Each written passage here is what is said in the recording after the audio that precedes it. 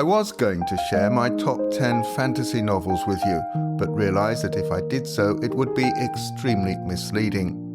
Why? Because some of the best writing and definitely some of the best stories are included in trilogies or series.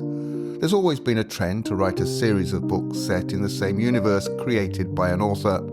If anything, this tendency has increased significantly in the last 20 or 30 years. It's understandable. It's a money spinner. Once a writer has a fan base, his or her readers want more of the same. So instead of listing my top 10 fantasy novels, I'm going to list my 10 favourite writers in the fantasy genre, and not in any particular order. The first writer that comes to mind is Tolkien, of course, who wrote Lord of the Rings, a story which made me fall in love with fantasy in the first place. I was still at junior school when a teacher read The Hobbit to us. I went on to read Lord of the Rings. Close to 6 decades ago, I saved up my pocket money to buy the first doorstop-sized paperback edition.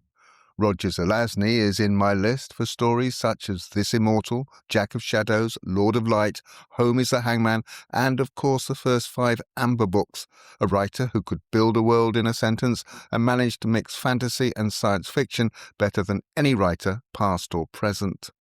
David Gemmell is in there for his unforgettable characters. The Axeman Druss is my all-time favourite hero, and the assassin Waylander is one of my top 5 anti-heroes. I love Glenn Cook for the Black Company series, for his marvellous villains and the wonderful names he gives them. Stephen Donaldson is included for the Chronicles of Thomas Covenant and the underrated Mordaunt's Need, a writer whose unique use of the English language elevate his books to a level few other authors in the genre have managed to reach, and for his marvellous imagination. He shunned the use of elves, dwarves, and the usual suspects that populate a fantasy novel, and introduced us to a collection of magical races, both good and evil, which has not been equalled since. Guy Gavriel Kay has to be included for Under Heaven, which involved 7 years of research and is the best novel set in an alternative Tang Dynasty China that has so far been written, and of course for his other books such as Sailing to Sarantium. He breaks a lot of the unwritten rules for writing fantasy, but succeeds nevertheless. I have tremendous respect for Richard Morgan for his trilogy A Land Fit for Heroes, a groundbreaking writer. 2 of the 3 main characters in his trilogy were gay, 1 male and 1 female. This at a time when it had not yet become fashionable or perhaps even necessary to include protagonists who were not heterosexual. Also for his insistence on trying to balance the violence in his novels with sex. Even now, violence takes preference. Most fantasy writers shy away from including sex scenes in their novels. Neil Gaiman deserves a nod for giving fresh legs to an old idea with American Gods, and for The Sandman, which raised the graphic novel to another level.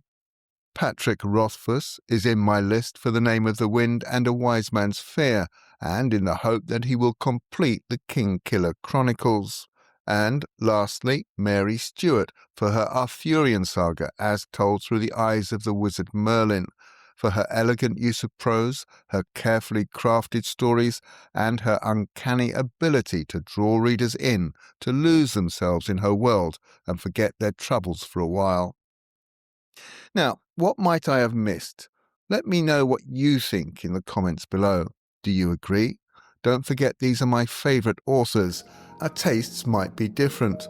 Perhaps you can point me in the direction of writers I haven't yet read who deserve consideration.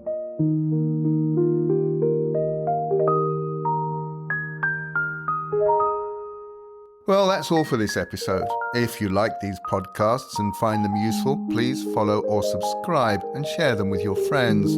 If you want to help with the cost of making them, you can buy me a cup of coffee.